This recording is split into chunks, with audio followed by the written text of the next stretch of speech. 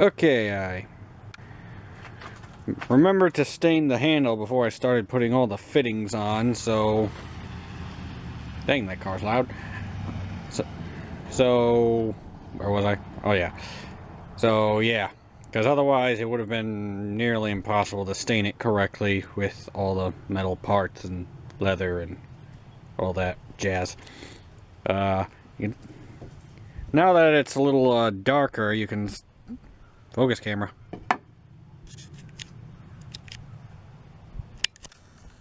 Okay, now that it's a little darker, you can start to see all the little pits and all the little things that I put in there on purpose. You can also see where I left it on the brick. It didn't stain it quite as much as the rest of it, but yeah. So yeah, you can kind of see for what I'm going for here. Now, why do I stain it? Because back in the old times, they used to rub grease and oils and fats and all sorts of stuff in the wood in order to preserve it, which would give it a nice dark look. And whenever anyone thinks of old wood, they usually think of well, something dark colored for some reason. So even though back then they probably would have had white wood mostly, this is what they think of, so that's what I'm doing for this thing. By the way, here are the fittings and stuff. I gotta heat treat the axe first, and once I do that, I'll be able to basically clip more or less these things on with a hammer. And if I do that, I don't know if I'll be able to actually get the thing off to heat treat it afterwards, so I have to heat treat it first, then attach these, then yeah. Okay, a little progress update. It's fall now. I took a little break because once I got everything ready, I'm like, I'll finish it later. Okay, I have a little kiln here ready that's lined with moistened coal.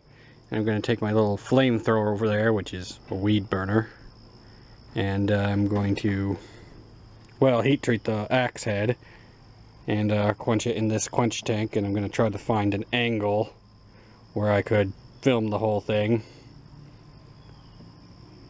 So yeah, also I oiled my anvil, the car broke down, and the tear in the tent got worse, and yeah, life's just a cluster. Okay, everything's set. I got my flamethrower lit, I got the tongs to handle the axe head, I got the axe head ready. I'm gonna have to warm up the coals first. I got the little magnet stick there that'll let me know when it's ready to quench. I got the quench tank. You can't see that. And everything's pretty much ready. So, yeah, I just gotta find a good camera angle. Here we go.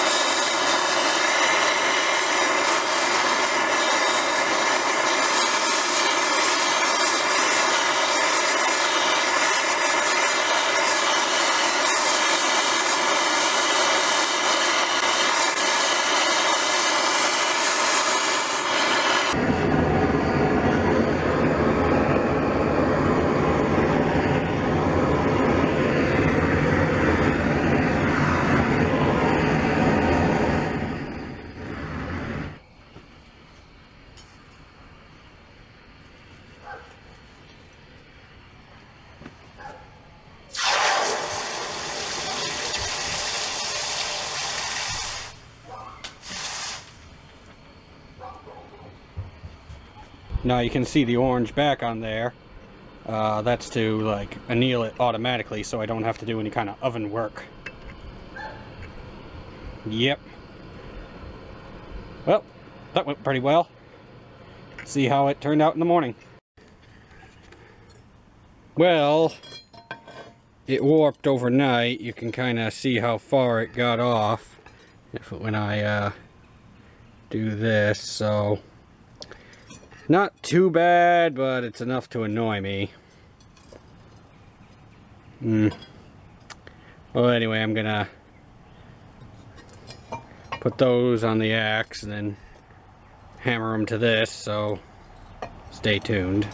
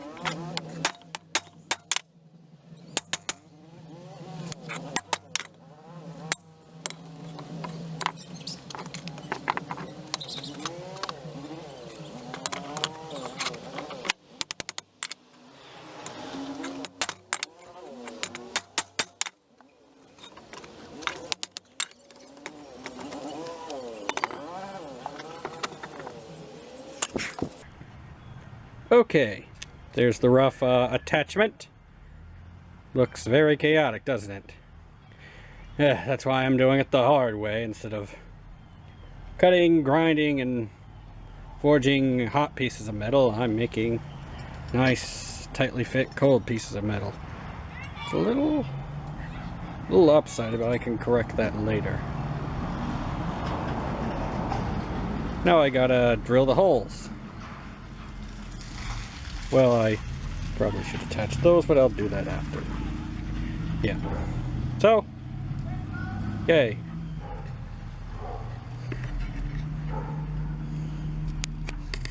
I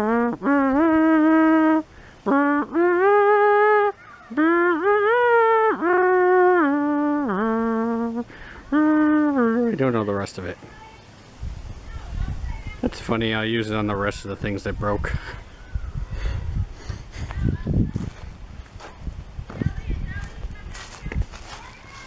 I blame you for this.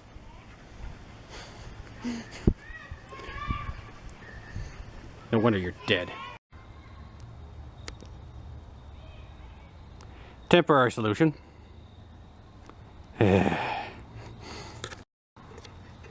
Okay, here's what I'm gonna do now. I'm going to drill the holes that I'm going to rivet into place so that it's attached. Now, if you were to do this with a more realistic battle axe and not this cobbled together thing that makes it look like it came from a video game, you'd use just one big band. Now, I kind of tacked it in with a little bit of Gorilla Glue. Should I mention that? It's trademarked in, whatever.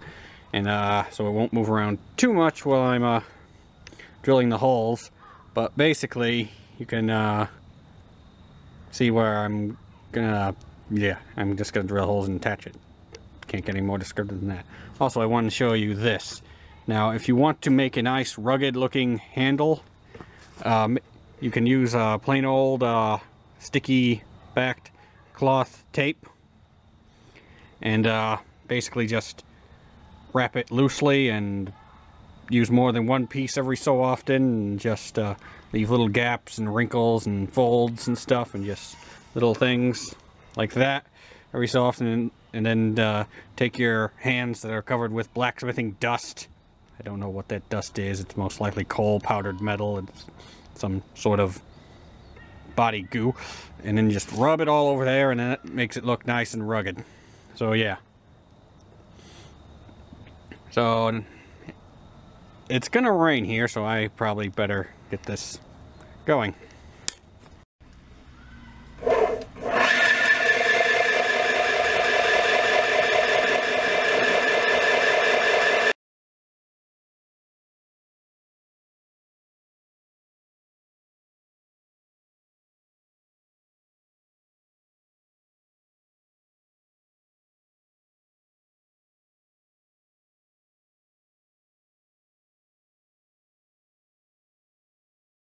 How come it has to rain on the days when I'm working?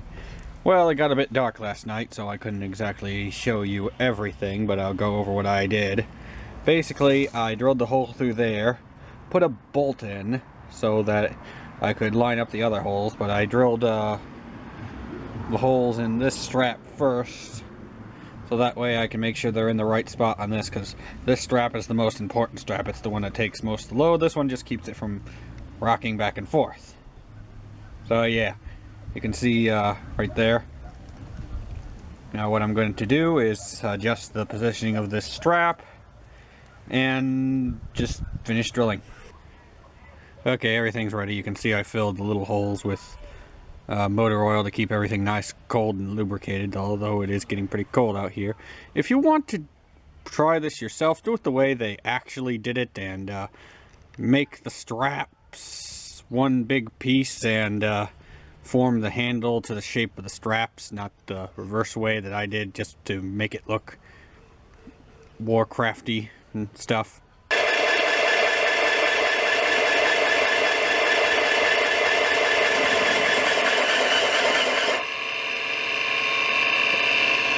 Uh-oh. Which way to keep the thing clean? Clean and oil the piece for each hole or the drill will get clogged. FYI. Beautiful. Beautiful. There you go. 3 matching holes. Part of me wanted to keep the bolt in because it looked cool, but this isn't a steampunk axe. It's a fantasy axe, but gritty fantasy? I don't know. It's a genre of sorts. So now all I gotta do is forge the rivets. Hello, possum. And forge the bolsters and all the little attachments and whatnot, and then it's pretty much done. It's just finishing work after that, like sharpening and putting on the, well, finish. I did 2 of the rivets already, so it would be easier to show you the whole process. Basically, I heat the rivet up in this little pan inside the forge so I don't lose it in the forge. I learned that the hard way doing this rivet right here. And then I stick it in there, smack it a good few times with the large hammer to make it expand to fit the hole, then smack it with the medium hammer a few times to get it to contour, and then I round it off with the ball peen hammer. So yeah, heat it in that, slip it in there, beat the crap out of it, beat the crap out of it some more until it's cold. And that's basically the whole process. By the way, always try to mushroom out one of the ends before you stick a rivet in so it doesn't fall all the way through. I'm gonna straighten this one up, but if you mushroom one end and narrow the other one just a little bit, it helps you position it and you know, keep it from falling and landing on your foot and leaving one of those big rivet shaped holes in a helmet or something like they used to show in the old timey things when people would rivet buildings together. And rivet!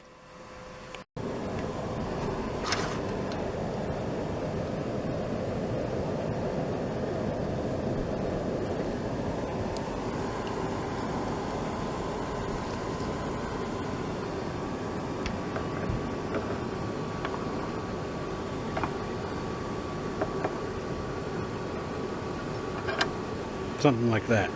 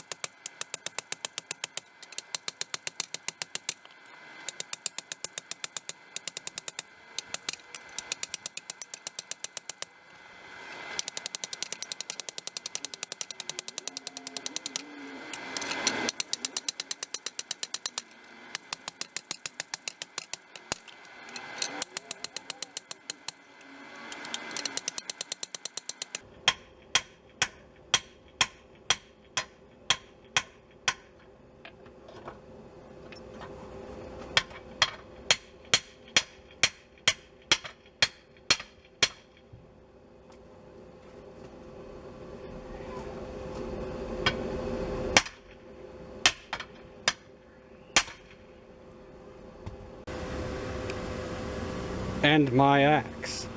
Yeah. Now for the bolsters. Okay, you can see the somewhat finished product here.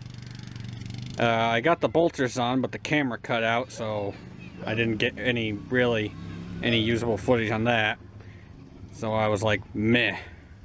I was so mad that it's actually closer to Christmas time now.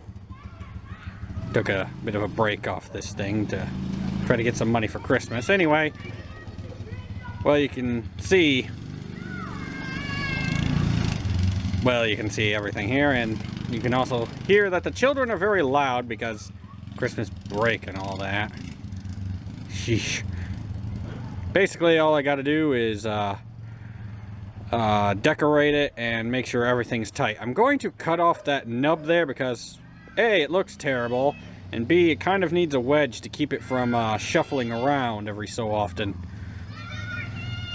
Also, you can also see the sackcloth look I was going for when I put the tape on white and then it got dirty.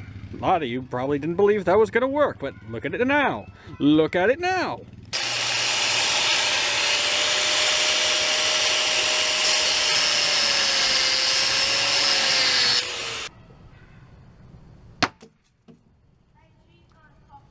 I was going to cut it perfectly straight with the hacksaw or maybe even the table saw, but then I realized I'm making an Orcish battle axe. It needs to look rough. And why would I want to make it easier on myself when I'm putting the wedge in? Okay.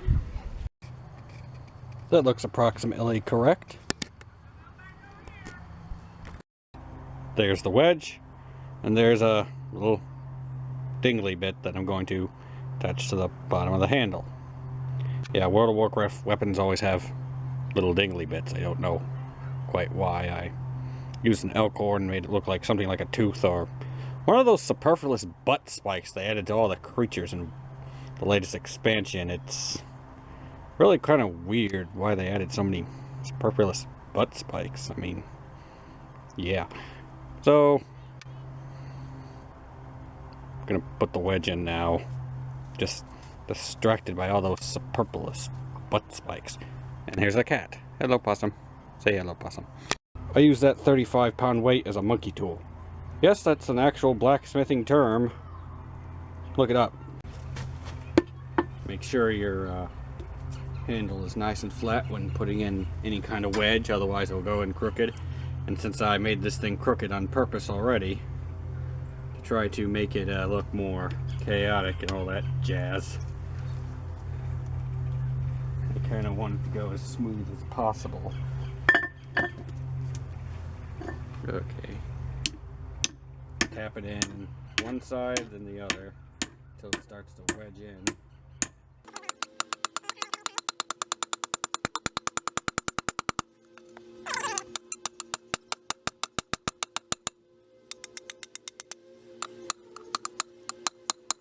And there you go. Sucker ain't moving. Even if I wanted it to now. I drilled some tiny little holes right there that match up with this little thing here. And I'm going to use that to pin the superfluous butt spike. Superfluous butt. I'm going to use the do that thing that may represent either a tooth or a superfluous butt spike and pin it to there. So, yeah. I want it to jingle a little. There we go. That sucker ain't coming out unless you really, really want it to. One dangling superfluous one dangling butt spike. Seriously, why do they add spikes to everything nowadays? Make things look more savage? I mean, I guess, but I don't know. Either they've changed or I've just outgrown them or something, I don't know. Of course, here I am spending a lot of time making something in that likeness, so yeah. Let's see, what do I have to make next? Time for the handle wrap, I guess. Cut some little pins from some nails.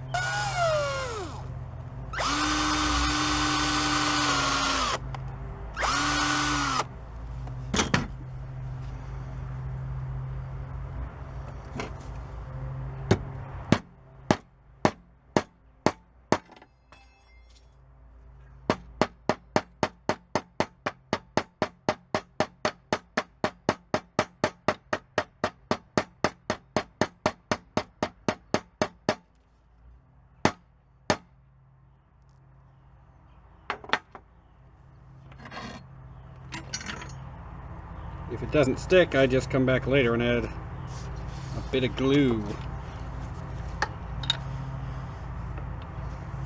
Now I wrapped the whole thing, which you can't see, because I didn't plan this shot too well, did I? Hope you can see that.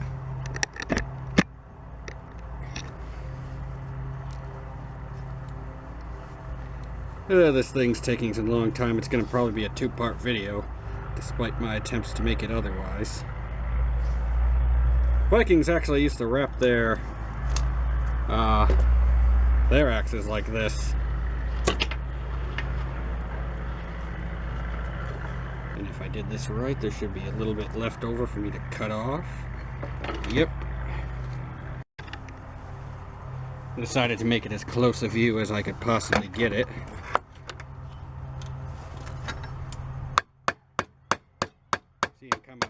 You see I'm kind of mushrooming the end out.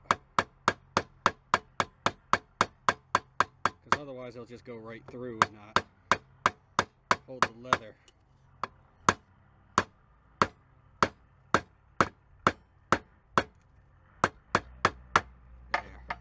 That actually looks pretty decent. I'm going to take a razor blade and cut that off. Now, as the sun starts to set, I will slightly reshape and sharpen and make sure the entire edge is aligned, even if the blade warped I don't know how many times from the various different things I've done to it. But at least the edge will be aligned. You know, this is the exact same thing that wore out my first angle grinder. I should probably secure this, but it's getting late, and I'm kind of at some sort of apathy here where I'm like, you know what, I don't even care.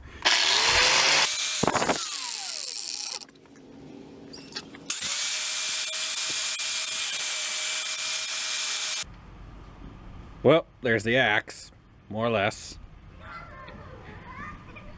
You can see I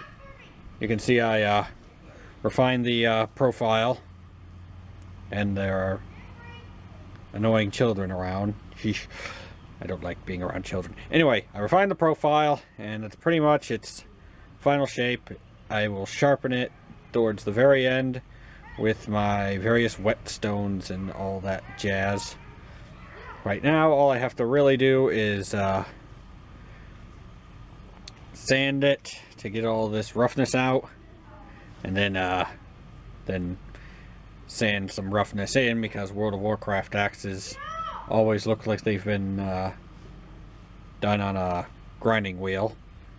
And I was gonna have a grinding wheel ready to sharpen this on. That would have been a cool scene, the grinding wheel spinning, you know, those old-timey ones too, one of those big old ones with the foot pedal and stuff. But the guy who was supposed to make the metal part didn't. And yeah, it should be ready next week, then I can actually put the whole thing back together. It's my great-grandpa's grinding stone, by the way, so kind of sentimental value there.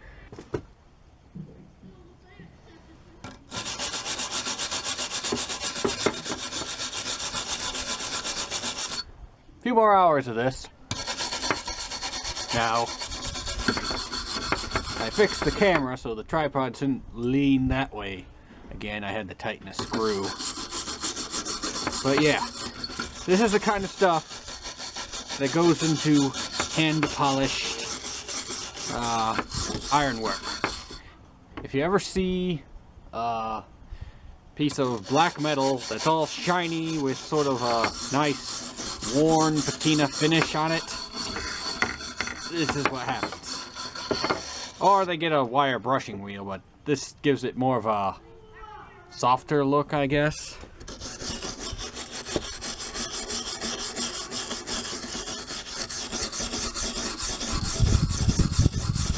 So yeah.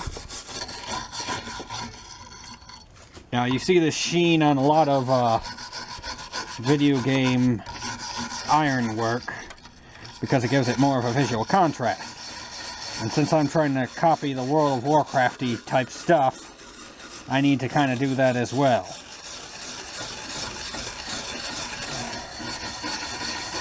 And there's really no way of doing it other than wearing out your joints.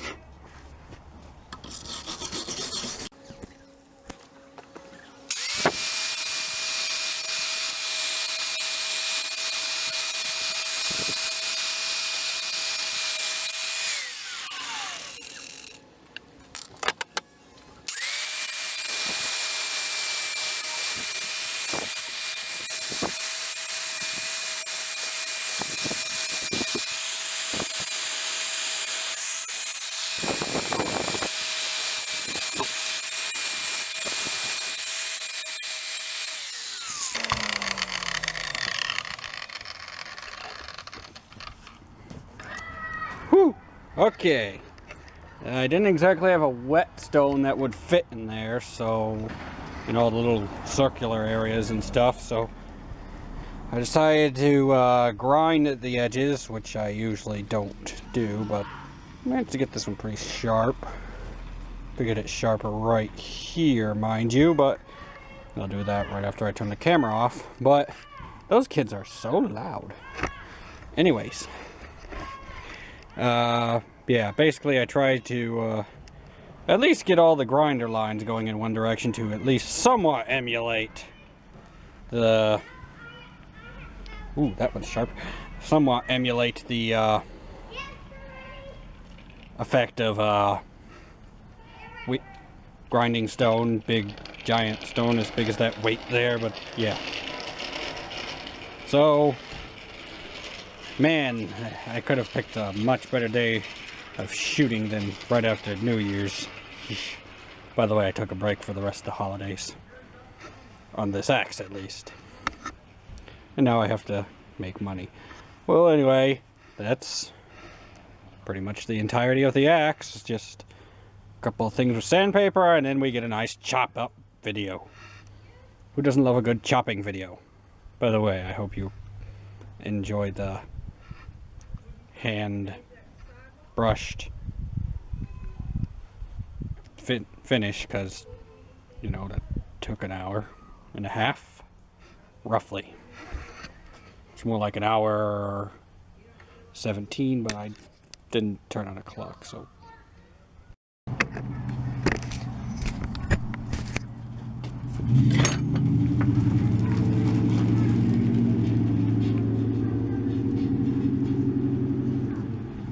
Can't make a video shaving with this. Here's the finished product. Nice overview here. Get a nice look at everything, because it's gonna get messed up in a little bit and I'm gonna have to clean it up, but yep.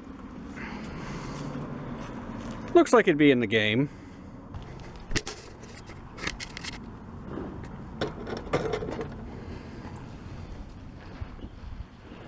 Scale sticks a little.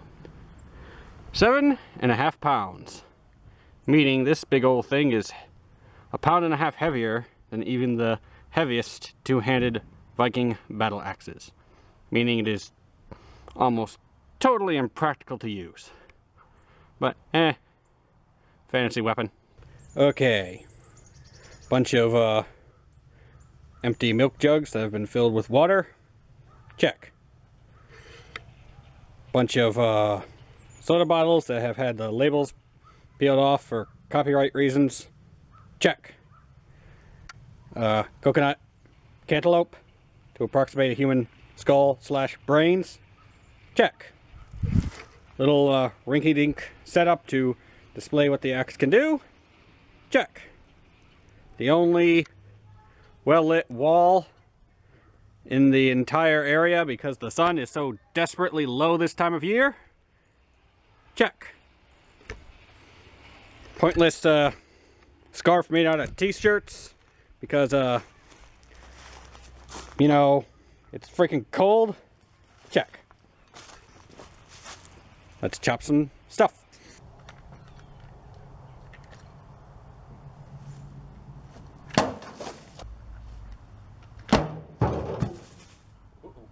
If you hit the jug in this little gap here, it does absolutely nothing, because that's a totally impractical, purposeless thing that I just put on there for looks. You know, like all video game stuff. Don't try to argue.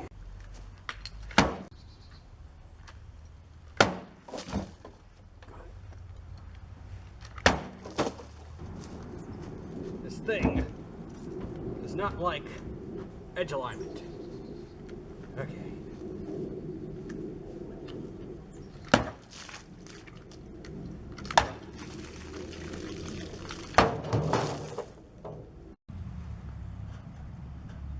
Smooth cut, no edge damage.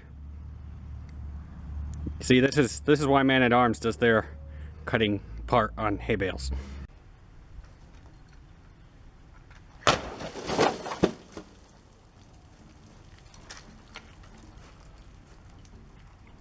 Passed my test.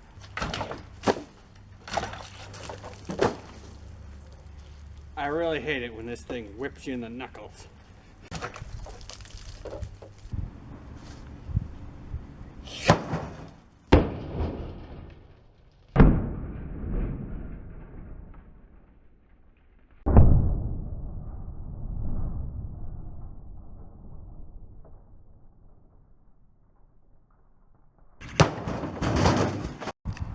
Well, that was not centered. Not centered at all. Shame I only have the one coconut. Oh well, axe held up good.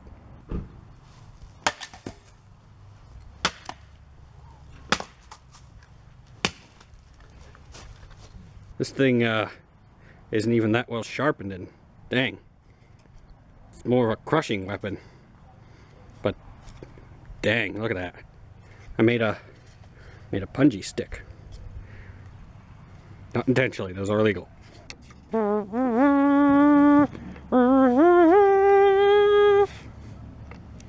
Okay, cut's good. Time to sell it.